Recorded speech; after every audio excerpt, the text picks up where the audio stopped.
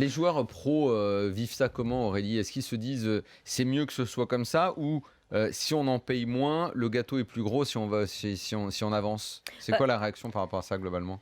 Chacun a son propre avis et c'est vrai que les avis divergent parce que il y a des joueurs pros, pour ne pas citer Philippe Torza, qui se sont battus et qui se battent encore d'ailleurs sur la distribution des payouts.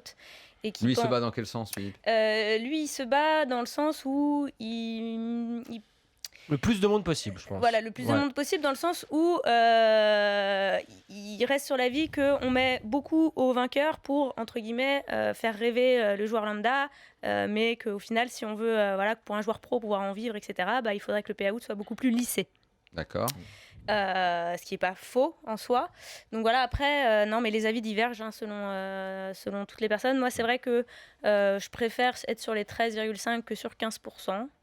Mais après, c'est quoi la un avis tendance, personnel. Benjo, dans le monde du poker parmi les joueurs? C'est on en paye plus ou on augmente les parts de gâteau? Écoute, on a fait énormément de chemin depuis les premières éditions des championnats du monde. Les World Series, dans les années 70, c'était winner take all. Donc, c'est-à-dire, tu fais un tournoi, il y avait un mec qui prenait, qui avait une place payée. Non, mais les années 70, personne jouait. Ouais, il y avait deux mecs. Quand tu joues à... Il y avait Doug Brunson et un pote à lui.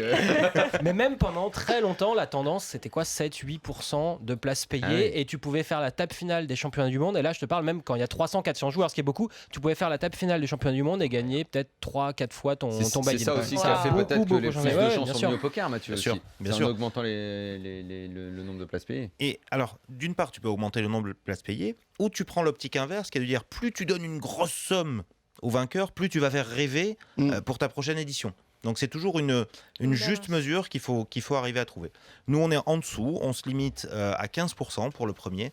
Et dans notre philosophie, on essaye de rétribuer les places les plus pénibles. Pour moi, les places les plus pénibles, c'est ceux qui buzzent juste avant la table finale, à 2 tables restantes, 3 tables restantes, et qui régulièrement, quand tu veux donner trop au premier, c'est ceux-là qui ont des payouts absolument horribles. Hugues, toi, quand tu fais un tournoi, c'est quoi l'information qui t'intéresse le plus au début du tournoi? C'est de savoir combien il y en a qui vont rentrer dans l'argent ou combien le vainqueur va prendre? C'est ça les deux. C'est l'arbitrage que tu fais. C'est des marqueurs. Moi, je t'avouerai que les rares tournois live que je fais, je parle pas du tout du online, je parle des rares tournois live Moi, que ce je qui vais me fait faire un rêver, petit c'est tournoi sur un déplacement de temps en temps.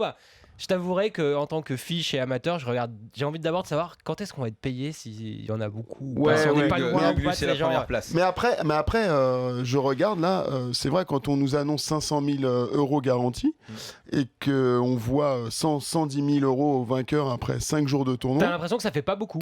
Ouais, je me dis, ça fait pas beaucoup.